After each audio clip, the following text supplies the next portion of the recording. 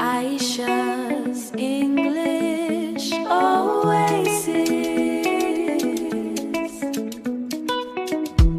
Ayesha's English Oasis.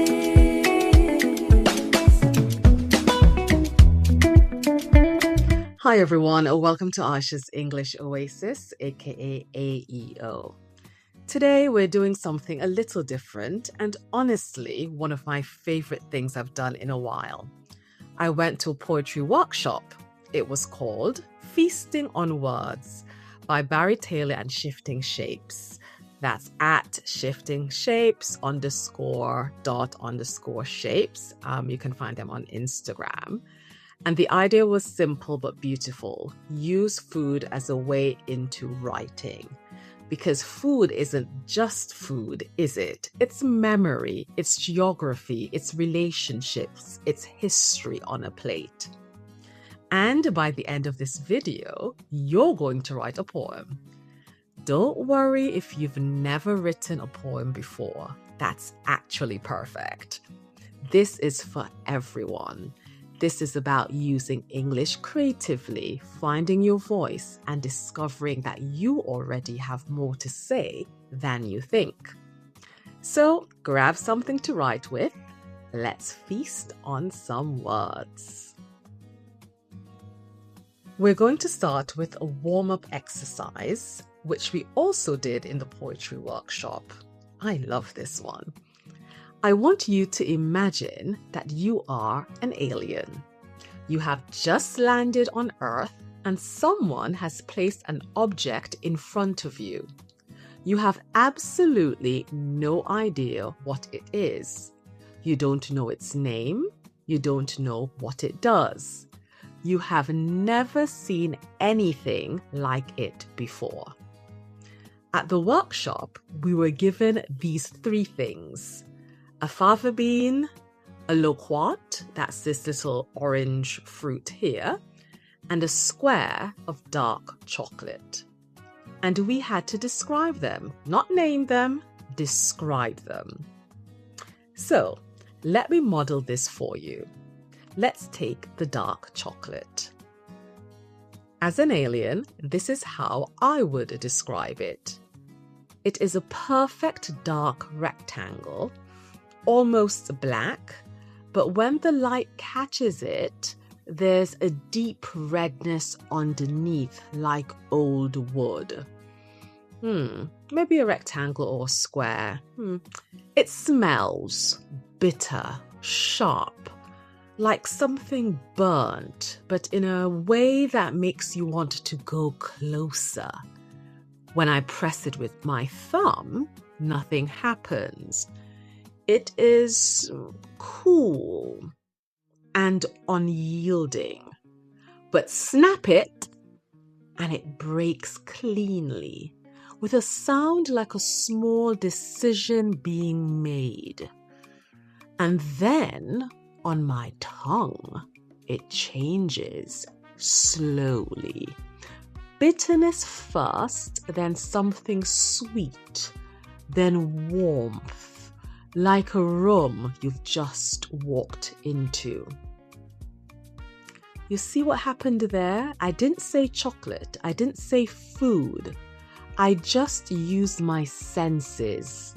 Sight, smell, touch, sound, taste.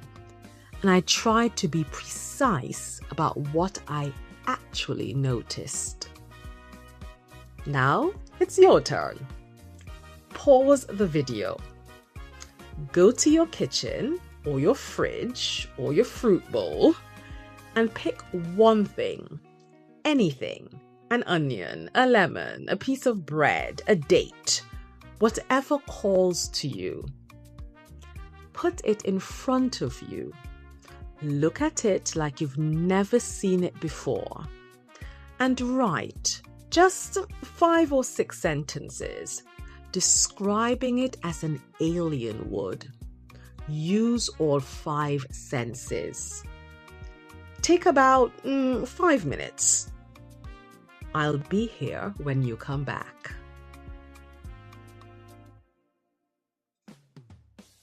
Welcome back. How was that? I hope something surprised you. A detail you would never noticed, a word you didn't expect to reach for. Now let's go deeper. At the workshop, we talked about a poet called Imtiaz Dharker. She's a brilliant Pakistani-British poet, if you haven't come across her, and she wrote a poem called Crab Apples.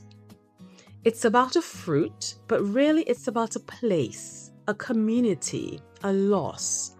The food holds the whole world inside it. Let me read it to you. Crab apples. My mother picked crab apples off the Glasgow apple trees and pounded them with chilies to change her homesickness into green chutney. And that's what we talked about next. Food as a carrier of meaning. Think about it. Every food you love has a story attached to it. Where did it come from? Which country? Which soil? Which hands? Who first gave it to you? A grandmother? A friend? What does it remind you of? A place? A season? A feeling? Is it eaten differently in different cultures? What does that tell us? Since I love ginger, at the workshop, I chose to talk about ginger and what it means to me. I wrote this poem on a paper plate, which was our canvas for the day. I called it Ginger Rhizome. Ginger is a rhizome. It spreads underground, branching and connecting, never in a straight line. And I thought, well, that's what relationships are like. That's what history is like. It doesn't go in one direction. It zigzags. It connects where you don't expect. That's what food can do in a poem. It can hold an idea that's too big to say directly. Ginger Rhizome is an acrostic poem. That means the first letter of each line spells out the word rhizome. Let me read it to you. Rich relationships, heaving with history, internal and external, enigmatic blossoms zigzagging along our souls, omnipresent, migrating nodes, entwined, interconnected relationships. Okay, now it's your turn to write a proper poem. And I'm going to give you 4 different ways in, 4 prompts. Choose the one that feels right for you. There's no wrong answer. Prompt 1, the alien. You've already done the warm-up. Now take those alien observations and shape them into a poem. Don't explain what the food is. Let the reader discover it through your images. Try to end on the strangest, most unexpected detail you noticed. Prompt 2, the memory. Think of a food that carries a person, a place, or a moment inside it. Maybe it's your grandmother's cooking. Maybe it's something you ate in a country you've left. Maybe it's a food that tastes like childhood, or like grief, or like celebration. Write the food and write what it holds. You don't have to explain the memory directly. Let the food speak for it. Prompt 3, the journey.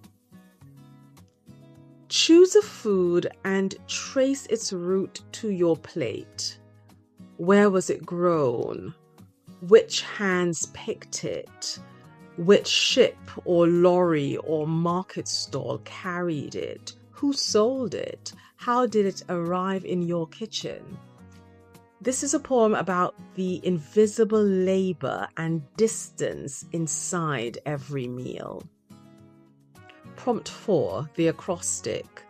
This is the one I used, and it's a great structure if you're not sure where to start. Spell your food's name downward, 1 letter per line. Each line begins with that letter, and each line tells us something about the food.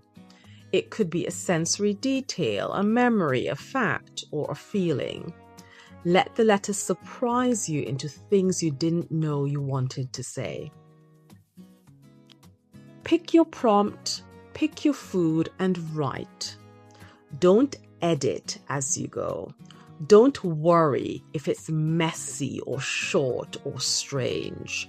Strange is good. Mess is good. Just get the words down. If you'd like a structure, try this. Aim for 8 to 12 lines. Read it aloud when you're done. Poems live in the mouth as much as on the page. Pause the video and take as long as you need. Well, I really hope you wrote something, even just a few lines. Because here's what I believe. The act of writing, of reaching for the right word, of looking at an ordinary thing and asking, what does this really mean?